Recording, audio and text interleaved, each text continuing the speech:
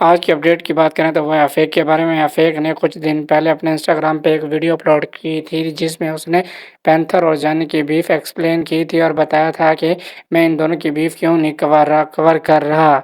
और अफेक का कहना है पिछले साल जब पाकिस्तान और इंडिया की वार हुई थी तो तब से मैंने किसी पाकिस्तानी आर्टिस्ट को कवर नहीं किया और इसी वजह से जानी और पैंथर की बीफ भी कवर नहीं कर रहा। अगर मैं करूं तो पैंथर की कर सकता हूं लेकिन फिर जानी की रह जाएगी। इसी वजह से दोनों को एक्सप्लेन करना ज़रूरी होता है। बीफ इसी तरह एक्सप्लेन होती है, इसीलिए मैं किसी को भी एक्सप्लेन नहीं कर रहा। और उसने इसके अलावा तला अंजुम के बारे में बात की है। पहले आप ये रील देखो। सबसे पहले तो मैं ये क्लियर कर दूं कि मैं ये वीडियो सिर्फ और सिर्फ अपने फॉलोअर्स के लिए बना रहा हूं जो भाई मुझे सपोर्ट करते हैं। जो भाई मुझे गालियां देते रहते हैं, आप गाली देते रहिए, आपको वो शोभा देगा, आपकी परवरिश दिखती है, आपको लॉजिक से कोई लेना देना है नहीं।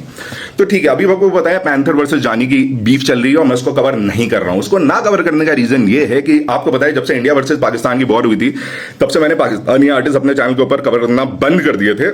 इनफैक्ट उनके सारे वीडियो भी प्राइवेट कर दिए थे जो मैंने पिछले पाकिस्तानी आर्टिस्ट कवर करे थे, उस पर बाद में आते हैं। फिलहाल इस बीफ के ऊपर टिके रहते हैं। अगर पैंथर वर्सेस जानी की बीफ चल रही है और मैं जानी को ना कवर करूं, खाली पैंथर को कवर करूं, तो ये बहुत गलत होगा क्योंकि मैं खाली पैंथर की तारीफ करता रहूंगा लेकिन जानी जो भी डिस जो बार्स अपनी लेके आ रहे हैं उसकी कोई बात ही नहीं होगी। तो कौन ऊपर कौन नीचे मैं कैसे बोलूंगा? मैं खाली पैंथर की तारीफ करूंगा और जानी के बारे में कुछ नहीं बोलूंगा, है ना? ये गलत है। बीफ ऐसे कवर नहीं होती। बीफ में हमेशा दोनों साइड की बात करनी होती है, ठीक है? इस वजह से मैं बीफ कवर नहीं कर रहा हूं। जिसको समझ आया आया, जिसको नहीं आया मेरे घंटे पे। दूसरी चीज, बहुत टॉक्ड अबाउट टॉपिक है कि भाई अफेक ने अपने सारे जो सब्सक्राइबर्स और व्यूज पाए हैं वो पाकिस्तानी आर्टिस्ट को कवर कर पाए हैं, लेकिन वॉर के बाद अपने देश का सपोर्ट पाने के लिए उसने सारे पाकिस्तानी आर्टिस्ट के वीडियो प्राइवेट कर दिए। कितना बड़ा दोगला आदमी है भाई। इसको दोगला आदमी नहीं कहते, इसको अपने देश के साथ टिका होना कहते हैं। वॉर के पहले तक ऐसा कुछ नहीं हो रहा था, ठीक है?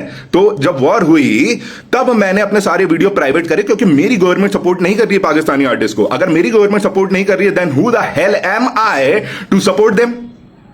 समझ आती है थोड़ी बात कि खाली आर्ट बियॉन्ड बॉर्डर्स बोल के कुछ भी बकते रहते हो? अपने देश के साथ खड़े होगे कि म्यूजिक के साथ खड़े होगे? मैं देश को चूज करता हूं मेरे भाई, मैं देश को चूज करता हूं। तीसरी चीज, थोड़ा दिमाग लगाइए। अगर आप ये बात कह रहे हैं ना कि अफीक ने फायदा उठाने के लिए अपने वीडियो प्राइवेट कर दिया, अबे क्या बोल रहे हो मेरे भाई?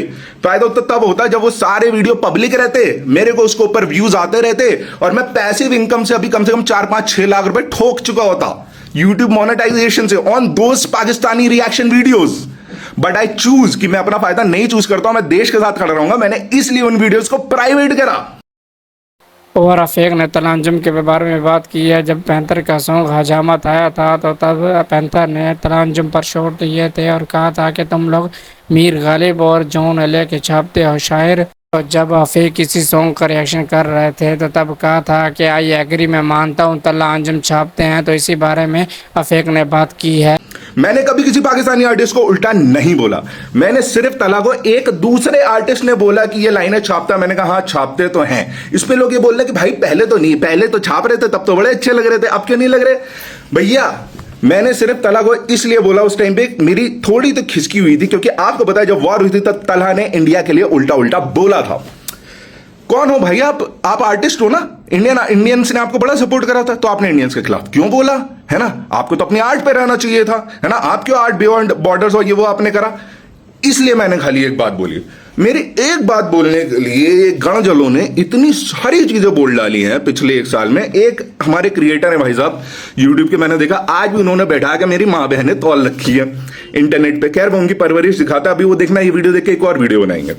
मैं देखा, मैं आपको उनकी एक चीज बताऊं, अभी 2-3 साल 4 साल पहले, 2 साल पहले आई थिंक, या 3 साल पहले, आई डोंट रिमेंबर, है ना, भाई ने मेरे को एक डीएम करा था। ये बोला था can I collab with you, I am making this content, would you like to be a part of it? मैंने बोल दिया भाई ये कंटेंट मेरे टाइप का नहीं है ना, इसलिए मैं नहीं हो सकता।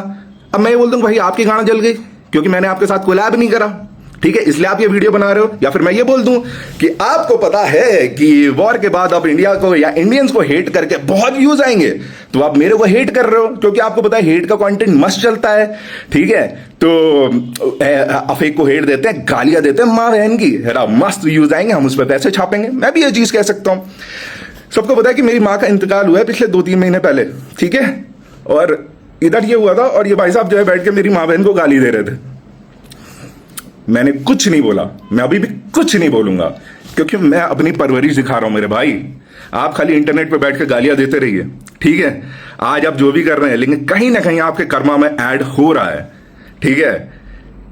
मैं रैशनल आदमी हूं मेरे भाई, इमोशनल के साथ साथ रैशनल भी हूं, और कर्मा में बहुत बिलीव करता हूं। जितने लौंडों ने जो भी करा है। तो आज के लिए इतना ही, मिलते हैं अगली वीडियो में, बाय बाय।